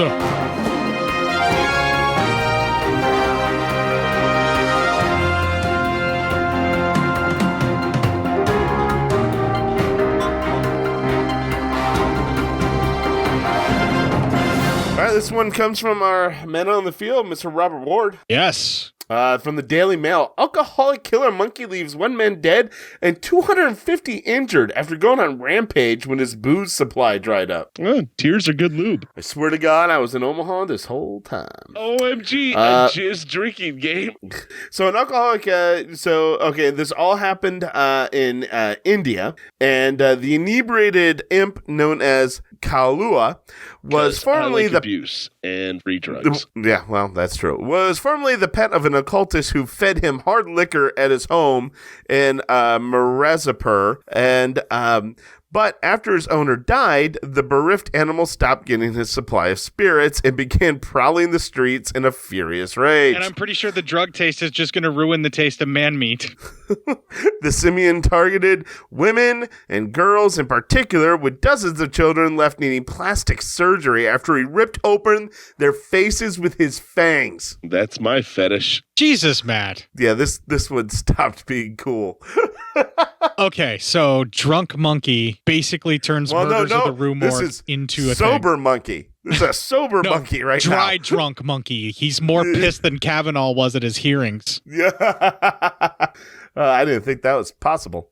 The animal shit's like metal. Well, the animal has since been caught and will now be kept in captivity for the rest of its life. One of Kaulua's 250 biting victims actually died. Jesus. The 6-year-old monkey was eventually captured and hauled into Kanpur Zoo, where zoologists discovered that he was not only an alcoholic, but that he refused to eat vegetables. This is like Traces of Death fucked a porno. Scientists believe that the occultist must have also fed the monkey meat.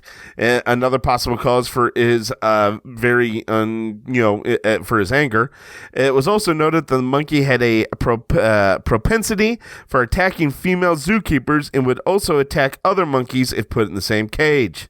It has therefore been decided that Kaulua will remain locked in a cage at the zoo for the rest of his days. It is the latest in a litany of shocking stories about monkeys to emerge from the subcontinent. Among the charges leveled at the marauding species so far have been robbery, kidnapping, and murder. Jesus Christ. This is dark. Yeah, man, that hold on. I'm gonna do something else. That title led to a whole necrophilia could be overlooked. I mean, yeah, I thought something fun, but it's not. Everyone will be coming on my face. Here's one from you. Yay, me. Yeah, Our New very York own Post. Court psyops. A woman arrested after calling cops to report fire in her crotch. Wow, this is old. I've had that posted for a while. Have you? Yeah. I'm just getting to it. There were a few weeks there where we weren't doing news because things were too depressing. Really bad out there. An Ohio woman was placed under arrest after reportedly calling 911 to ask for help in extinguishing a fire in her crotch. America's a bunch of cunts. Katrina Morgan, 50, called the cops in Port Clinton at about 10 p.m. Saturday to allegedly falsely report her quote-unquote pussy ablaze. Vagina smells like dead body. Afraid of vaginas? Morgan asked the cops if the fire department's hose is working. Tears are good lube. It said that she needed somebody to come put it out with their hose. Pull out and further degrade her by coming on her. I might have put the fire out, I'm just saying. That's what she wanted, is for someone to pull out and further degrade her by coming on her. That's how her fire gets put out. Yeah. Police arrived to find Morgan at her friend's home where she and others had been drinking, residents told officers. Cops moved to arrest Morgan for false reports and disrupting police operations, according to the newspaper. I'm going to stockpile all my guns because cops don't help you. Morgan became agitated and yelled at the officers as she resisted arrest, only relenting when an officer threatened her with a stun gun, the report said. Morgan faces charges of disrupting public services, making false alarms, resisting arrest, and disorderly conduct, according to the police department. Her friends during the police questioning denied seeing Morgan on the phone, as the News Herald has reported. So I spilled pee all over the place, but I cleaned it up. I don't know what they got a problem with. That would probably put it out the fire as well. My love of dead kids. Yeah, what the fuck? My love what was of that dead one? kids. Jesus, holy Jesus Christ. That sounded really bad. My love of dead kids. Yeah, that sounds real bad. Who's saying that again? That's Jamie. So basically, Jamie, the lady's you're dark. The lady's calling 911. The lady got drunk. Yeah. It sounded like she was feeling a little bit randy. And she decides she was going to call and see if the fire department has a hose that can help her out. Right. So she called the fire department through 911 and is all like, I mean, I like dick. And nobody showed up. And when they're getting ready to arrest her, she's like, want to hop on some dick after that. Yeah, that's exactly what was happening. But the police were, being the usual police and not helpful. So to hell with the police. All cops are bumbling dummies. Yeah, all that kind of stuff happened. Yeah. Oh, Jesus Christ. Fire in her crotch that only the fire department's hose can come put out. Yeah, man, this is a weird world we're living in. Yes, you can't have sex by sticking an erect penis into a vagina. That's what I heard in health class. So Pull you out have to and further degrade her by coming on her. I also heard that in my health class. All blowjobs should be teethy. All blowjobs should be teethy. I also heard that in my health class. I'm telling you right now, I went to a weird school. Prepare your chocolate starfish for my chunky dick snot. I think that was in a biology book once. A baby gets stabbed and I come like that. Oh my God. Jesus. My love of dead kids. Oh God, Jamie. My love of dead kids. I'm going to stop now before we lose every fucking listener we've ever had. I mean, dude, I'm about ready. I'm not feeling good right now. Easiest way to get me to stop all this? Hey, you yeah. Shut me up. Suck my dick. It works. Yeah, well, you know what? I'd rather listen to the rest of this then. Well, we're going to close out the show here on that very dour, very bizarre, very weird note. Going to play the Ending Legion promo, and I'm going to play Cynthia Brimhall's Performing Guns again to close out the show because the movie played it like 2 or 3 times, so I am too. Fuck yeah. Gotta have them guns. If you enjoyed this show, then make sure you check out the other great shows on the Legion Podcast Network, like Cinema Psyops, Cinema Beef, Devour the Podcast, Duncan and Bo Come Correct, Exploding Heads Horror Movie Podcast, Friday the 13th, Get Slayed, The Hellming Power Hour, Hello, This is the Doom Show, Hero Hero Go Show, Kill the Cast, Underwater Kaiju from Outer Space, Jerry Hates Action, Legion After Dark, Mental Health, Obsessive Cinema, Discourse, Pick 6 Movies, the podcast by The Cemetery, the podcast on Haunted Hill, the Psychosemantic Podcast, Rick Radio, House of Wax, Dude Looks Like the 80s, Rabbit and Red Radio, the Shadecast, Short Bus Cinema, 2 Drink Minimum Commentaries, the VD Clinic, Who Will Survive Horror Podcast, and Witch vs. the Doomsday Clock. With such a wide spread of shows, there is guaranteed to be a niche for you to fall in love with. Horror, politics, movies, books, sex, music, commentaries, health, video games, kaiju, action, news, comedy, and opinions that would most likely get you killed in some parts of the world. We are proud to bring you some of the best podcasting in the world. Check us out at www.legionpodcast.com, iTunes, Spotify, Stitcher, YouTube, and any other dark corner of the internet where podcasts can be found.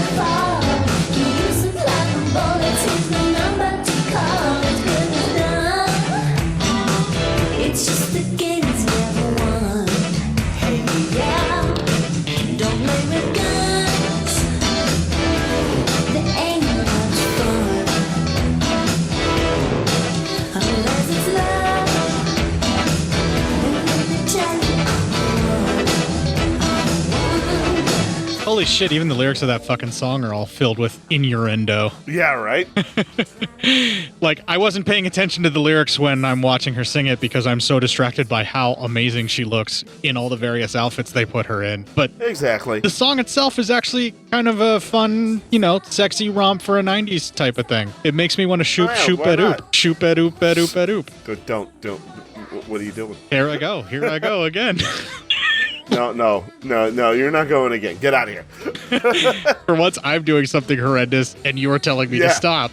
You got to get out of here, man. You got to stop doing that. This is bad. This role reversal. Is this what I do? Oh, God, shit. This is what it's like to deal with you on a regular basis, Matt. You are learning. I'm sorry, all right? I'm sorry. I won't sing again. Just stop it. Well, if you want to look at all the past instances where Matt has sung and offended all of our ears, you can check out our main landing and launching page, legionpodcast.com/cinema-psyops for all of your cinema psyops needs. There's also our Facebook group where we have a meme circle, a supportive group of weirdos and just generally miscreants and misfits that like to hang out and have a good time and have a laugh because it's the last safe bastion for us weirdos. Yes. That's Cinema Psyops on Facebook. You can also find me on Facebook. I am Cort Psyops. You can occasionally find Matt on Facebook as Matt Psyop. And if you try to DM him directly with Messenger, he must get back with you or I will punish him. God damn, that sounded fucking ominous. Yeah, I'll fucking sing more fucking salt and pepper at you if you don't. Oh, fuck. Okay, I'll get back to him. Settle down. No reason to go all violent. You can email feedback to Matt, but likely he will not respond. psyopmatt@gmail.com. Yeah, it's true. I don't know, man. I don't know how the internet works. You can email feedback to Cort, cinemapsyopscort@gmail.com, and send him articles that Matt can read to figure out how the internet works. So, like, is there a tube involved? I don't know what's going on. Only in cock stuffing. Oh, that's off-putting. You can tweet a couple of tweets to a couple of twats on the hate-filled shitfest that is Twitter. I'm at Cort_psyop, and he is at psyopmatt. You can at us with your cock stuffing photos. Oh, God. Can we not? I mean, it may or may not happen. I guess we'll see. The point of fact is, if somebody's not actually into that, they have to look it up first to find photos, so it's like a double whammy. This is true. We are also available on the gram of Insta. I am cinema_psyops there. I'm posting photos of myself looking all debonair and quite sexy on a podcast magazine that does not exist's cover that our buddy Dan Beazle created. That is Dan from the Art of Dan Beazle and the Corrupted Youth podcast that I am giving the promotion pump right now and really trying to get that show some listeners. Yeah. That has been posted there, and it's been okayed by the wife. She wants to have this happen. I'm going to get that printed out and framed, and I may end up hanging it in the studio. Sweet. I look really good what he did with that photo. I don't know how he did it, but god damn, I'm hot, Matt. Yeah, he really helped you out. He must have thrown it through like a million fucking Snapchat and Instagram filters to make me look that good. There are a lot of filters going on. I mean, we're just one step below the sparkle filter. I'm telling you that right now. Well, if you have no idea what the fuck a sparkle filter is like me, the only thing left to do is kick the fuck out of this week and make it your bitch.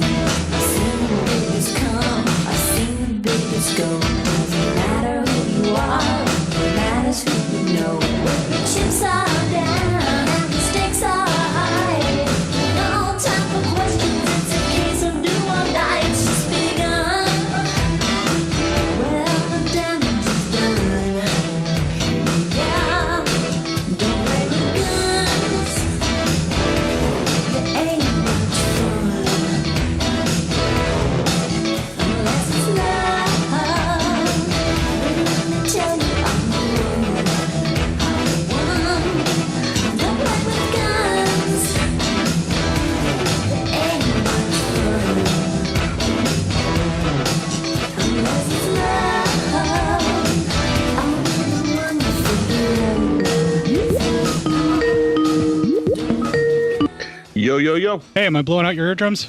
Nope, not at all. Okay, I had to rewire a whole bunch of fucking shit, so... oh, nice. No, I'm talking like I had to scramble and fix some equipment to get shit to work for this week. Oof. Thank God we waited till Tuesday. Well, I was thinking that since you were waiting until Tuesday, I was going to just go ahead and fix it. And then I got in way over my head. But the good news is the super nice gates and the super nice compressors that I love to death are now working again. So the sound for the show should improve this week, I hope. Hey, that's great. Yeah, and we're recording at a much higher level with a much higher signal to noise ratio because this is much nicer stuff. Yeah. And I found the main cause of the big noise. It was an external USB audio device that I was plugged into for my Mac. I mean, I guess that makes sense. It wasn't grounded right. That's the problem with USB shit. It's just never really grounded quite right. Yeah. So, are you set up to record on your side? I am recording now. 1, 2, 3. Okay. So, 254? Oh, fuck. Is that right? 4. I don't know. Fuck, I'm not good at math. Is it? I mean, that sounds right? I mean, fucking any more of these days, 254, 264, 354, we're all fucked. Oh, you're so cheerful and fucking happy. Yeah, I read like 6 news stories that almost made me fucking go up the couch and start just punching random people in the face. So I'm not all that happy with human beings right now. Well, Darren did try to get a hold of you. So if you need to rant and rave and be all political, he did try to get a hold of you. Did he? All right, I'll check my shit. Yeah, it should be on Messenger, so you can rant and rave. And I've also offered him a little something to let you blow off steam every week here, even though you don't really get the opportunity to do so. Yeah. But what we'll do is we'll send that shit to him, and we'll work that out at some point. But in order for that to happen, where you get to blow off steam politically every week here with me and then have me ship it on to Darren, you got to go do his show first. So that way you get a safety valve that you still get to use here on the show. It just won't get used on the show. It'll get used on Darren. Yeah, but she ain't wearing much. It's there's a lot of talent there. God damn it. I was going to say her whole entire body pretty much is on display and little is left to the imagination. But you had to go the more sexist route because apparently her looks are her only talent to you. No, I'm talking about her singing. Uh-huh. What were you talking about? I first mentioned that her singing was impressive when you aren't distracted by the fact that she's mostly naked while performing in the movie. I did make that statement. She was mostly naked? Oh, fucking liar. I just don't look at those kind of things, so I'm sorry. Yes, you are blind, the only movie reviewer in the world who does not actually look at the screen. No, I just don't notice that as the first thing. Now that you mention it, yeah, I guess she was what you would call scantily clad, but I just don't. You are a fucking liar and move on. Okay. And then the main character laid the new married woman. That's a lookalike. So she cheated on her new husband with another lady who probably would have been like, just bring her to the wedding bed and let's do this. Just bring her to the party and we're fine. No harm, no foul. I'm sure is what he was thinking. I would never think such things because that's disgusting. I would totally think such things. I would just keep it to myself and on this show only. That's the sort of thing you keep in your brain and then you only say on this fake radio show that gets put out on the internet that your wives don't listen to. Exactly. Anyway, then we cut to Estrada, which is probably why you're so upset about watching him, because it just shows you how much you love the starfish still. No. I get active and into it. I'm not a starfish. More like a jellyfish. As in, I'm just really out of shape. So pretty much whoever's having sex with you, it's like they're bouncing around on a bouncy house. Exactly. It's fun for them. They have a good time. Next clip. Oops. I forgot to delete the clip like an idiot. Oopsie. Are they really supposed to be mother and daughter? Yeah. At least in this movie. I'm just saying, this is if you get to be Donna's stepdad, this is living the dream. If you get to have both of them, because you're the stepfather porn. If you get to live that out with Donna and her mom, you're going to be a very happy person. Ew, dude, no. Ew. What? I want to be the meat in that incest sandwich. Don't do that. No, I'm going to kink shame you for that. That's wrong. Oh. Come on. Yeah, no, totally it's wrong. Not wrong when they look like that. Yeah, dude, it's wrong no matter what. Now, come on. Be strong. Be with me here. It's not wrong. Stop shaming me for what I want to do. Be an ally, will you? Oh, speaking of being an ally, you're going to make me cut some shit out of that fucking clip, by the way, because there's some offensive trans panic shit in that. No shit, right? Unfortunately, there's important stuff in there, but this whole fucking movie's transphobic. You need to learn how to go in and remove that kind of stuff if you're going to use those clips. Yeah, I don't know. Fuck. Because I'm not going to do that every time for you, and I'm also not going to play the clip on the show if that shit stays in. Well, I don't really do it that often. I try to stay away from that that kind of shit. It's real simple to go in and remove the stuff. You just go in and you just delete it. I don't know, man. That sounds really hard. You So anyway, highlight that section and you delete it. I mean, I do that with the clips all the time. It still sounds hard, though. That's all you got to do whenever there's anything hateful in any way, shape, or form. All right. You know, the war on drugs. Fuck, they don't even care about the war on drugs anymore, except for Donna, who thinks it's fucking important. We're in a war on drugs. Fucking war on drugs. Fucking all they did was lock up people of color. Assholes. Fucking hate people. That's why Donna found it was important. She's very clearly a racist. You know she's a damn racist. Well, her mom is a fucking district attorney or some shit, so probably, yeah. Well, yeah, you know she's probably using some for-pay prisons. Yeah, she's probably definitely involved with and heavily bought stock in, and also had her family heavily invest in it, hence why Donna's so pro-war on drugs. Exactly, and why it's like, no, you can't go killing suspects, because, you know, then you can't fill up your for-profit prison. Right. We can't put them to work and use the loophole in the 13th Amendment to turn people into slaves anymore. Yeah, right? Fuck, we're back on political shit. Move on. I'm trying. Jesus Christ, you started it. How did I get on this soapbox? You like pulled me up without me even noticing it. Yeah, it was pretty easy, man. I put it in this gradual escalator, and so you never even know until you're up there. Trump could use that gradual escalator, right? Yeah, no shit. And plus maybe a sippy cup to help him drink his water. You're making fun of a stroke victim, and I helped. So, is that what we're thinking? Did Trump have a stroke? Well, I talked about it on the Psychosemantic cast, but yeah, that's what I believe. Let's move on. All right, we're moving on. Is that a derogatory term now, though? The way she said it was pejorative. Let me put it that way, and that's all it takes. Because if you refer to someone as... I don't know about the word being bad, because if they're not technically... I don't know if they're doing that as a lifestyle, or if they're just doing that to get away with murder, then they would be technically just that word. Because it's not a lifestyle to them, it's just something they're using as a disguise. I'm saying when she said in the actual clip, that was definitely... Yeah, they said... specifically said that. I thought they said just cross-dressers. No, cross-dressers I'd be fine with. No, she said fucking... Oh, I missed that. Yeah, okay, that's what I'm pissed about, dude. You know what? I thought you were talking about cross-dressers, because that's the whole thing I spend so much time worrying about. No, cross-dressers is fine, because that's technically, if you like to dress in the opposite gender role, that I don't see, unless you're using it as a pejorative thing. I'm old, all right? I don't know if I know that it was like, I didn't know if that was one of the terms that was okay way back when, and now today it's fucking, it's a no-no word. I don't, that's what, so the whole time, so the reason I didn't even hear, so I'm thinking the reason I fucking missed it is because I spent so much fucking time worrying about the word cross-dressers. That's a whole bunch of beeps if I want to use any of this. Let's just move on. I'll look it up to see. All right, anyway. According to Wikipedia, the term cross-dresser is used as the replacement term to describe it, and transvestite because it was considered a medical type disorder at that point, or was used when it was coined. It was to be describing a mental disorder of some sort to do such a thing. Then that is more considered a pejorative term to use instead. Apparently, the term cross-dresser has been coined by the transgender community, again, according to Wikipedia. So take that with a grain of salt, if you will. The important thing is here, we are learning and we are trying not to offend, and we are trying to be inclusive and sensitive. We are a safe place.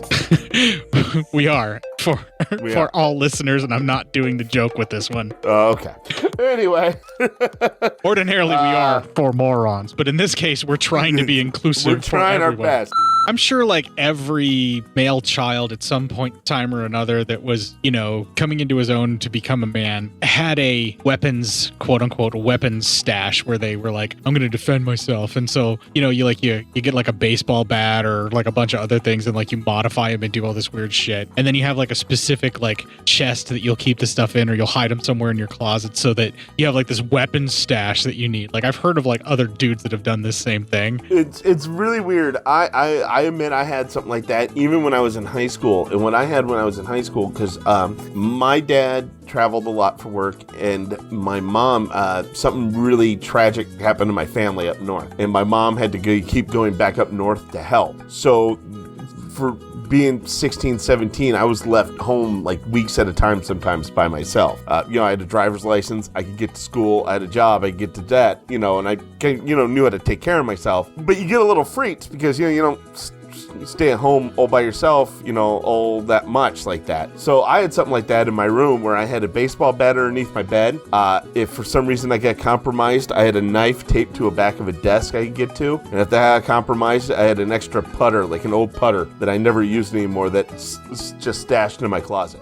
I'm like in my 40s. I'm heading towards 41 right now. Yeah. And I still have weapons stashed around my house for the same thing because it's down to me, so I got to make sure just in case. I mean, you've ran into that before when you came running downstairs and I was asleep and I almost smacked you with my gnome stick. Yeah, right. Well, and I have like various objects that can be used as weapons that I know where they are and they lay in peculiar places. And like my wife will always ask, why is that right here? And I'll be like, I don't know. I just put it there. And oftentimes it will get moved and then I'll just put it right back. It's always something where I can go through my house and grab it and know I can have something at least. Until you get older and you watch Nightmare on Elm Street, in my case, and you realize you need to have weapons around the house to defend yourself in case something happens. Of course. And then you start hiding that kind of shit. Yeah, right. Jesus Christ. And then that happens. My wife's like, hey, why was this folding knife in the back of the couch? Just kind of like zipped in the cushion. I'm like, I don't know how that got there. Well, that's a silly question. I'll tell you how. I have paranoid problems.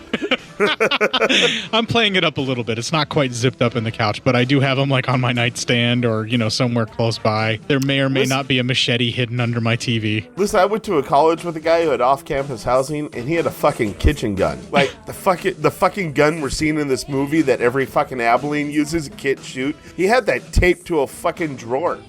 Wow. That's a bit more paranoid than me. Well, that was it for paranoia. He lived out right in... From his kitchen was a gigantic open field, and you get deer a lot out there. And he's like, when it's deer hunting season, it's pretty easy for me. I just hunt from my kitchen. And I was like, holy shit, all right, man, that's some dedication to deer hunting, but you're cool, whatever.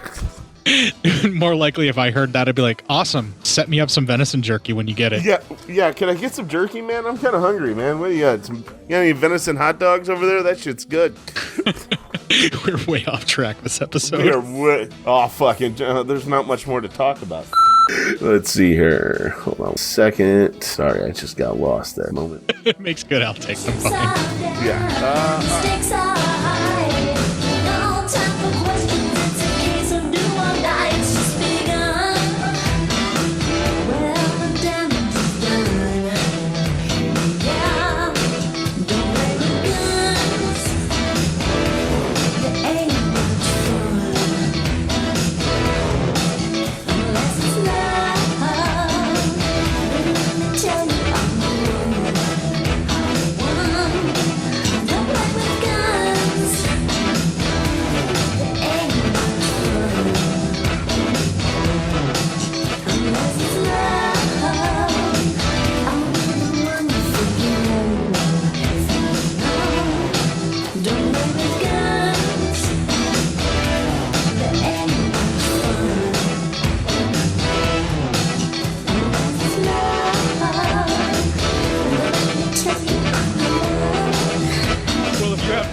What the fuck a sparkle filter is like me, the only thing left to do is kick the fuck out of this week and make it your bitch.